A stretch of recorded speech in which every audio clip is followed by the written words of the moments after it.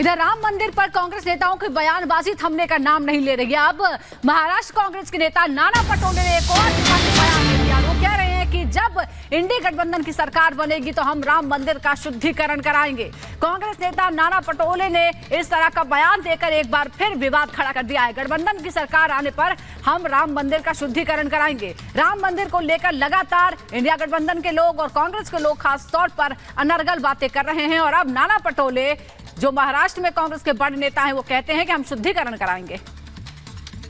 और अजय दुबे हमारे सहयोगी हमारे साथ जुड़े हैं। अजय, कहीं ना कहीं ये बयान ऐसा नहीं लग रहा चुनाव के दौरान ये बयान सेल्फ गोल भी हो सकता है, मुश्किल में कांग्रेस पड़ सकती है।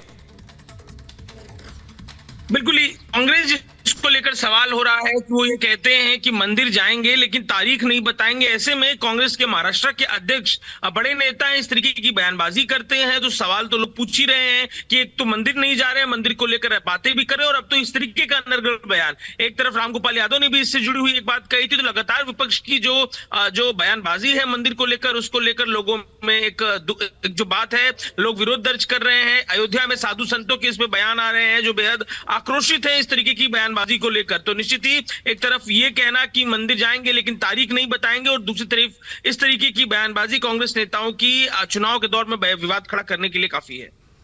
बिल्कुल, और विवाद तो लगातार खड़ा हो ही रहा है। और अब चुनाव के दौरान कांग्रेस के नेता खुद ही अपने पैरों पर कुल्हाड़ी मारने की कोशिश कर रहे हैं। तो कांग्रेस एक बार फिर सवालों के घेरे में आ गई है। वजह है उनके वरिष्ठ नेता की ओर से दिए गए विवादित बयान, जिन्होंने गठबंधन की सरकार आने पर राम मंदिर के शुद्धिकरण की बात कही है। अब जिसे लेकर सियासत तेज हो गई है। बीजेपी बिना मौका गंवाए कांग्रेस पर हमलावर हो गई है, तो वहीं संत समाज में भी गुस्से से उबाल है। देखिए ये खास रिपोर्ट।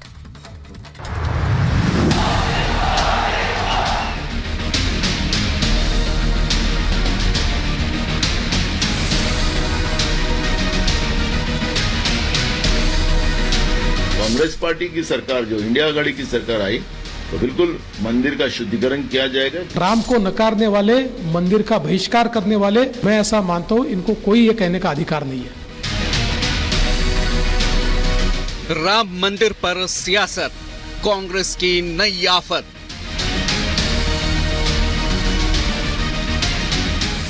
कांग्रेस की नीयत पर सवाल, अब शुद्धिकरण पर बवाल।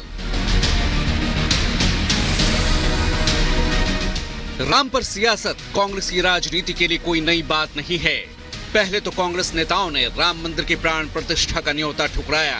अब उसके नेता जहरीली बयानबाजी पर उतर आए हैं। लड़ाई सत्ता की है और जीत के लिए हर हथकंडे अपनाए जा रहे हैं।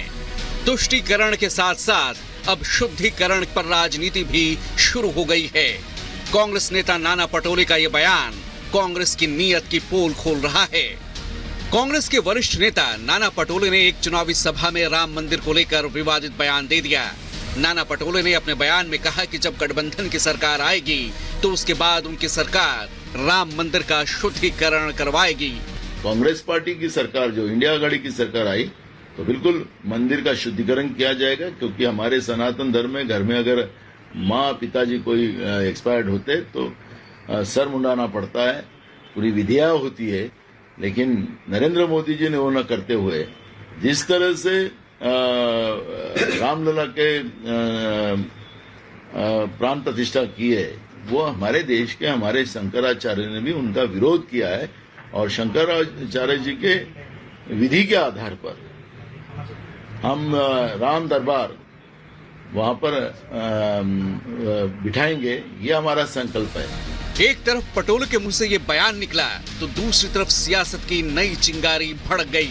बीजेपी को मानो हाथों हाथ एक मौका मिल गया।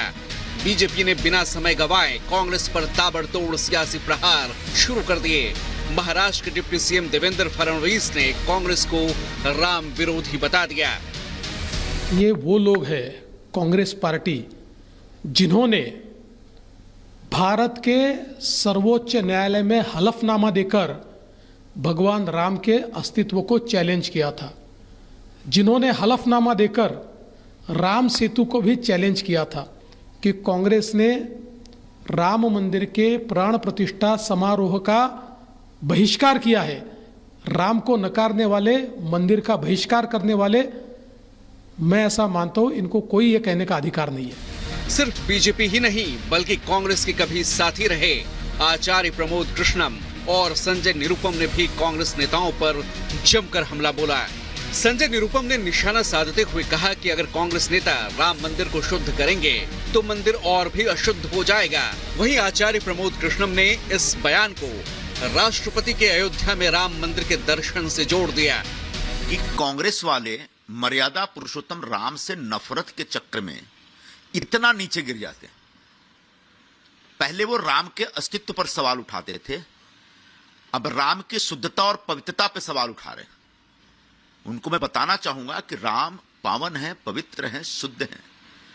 कांग्रेस के किसी नेता के स्पर्श की उनको आवश्यकता नहीं है, बल्कि अगर कांग्रेस का कोई नेता उनको स्पर्श करेगा तो और भी अशुद्ध हो जाएगी वो मंदिर। पटोले के इस बयान के बाद सियासी उबाल ही नहीं है बल्कि संत समाज में भी गुस्सा है।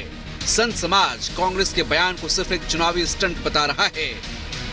कांग्रेस के नेताओं का राम मंदिर को लेकर ये कोई पहला बयान नहीं है जिससे वो सुर्खियों में आए हों।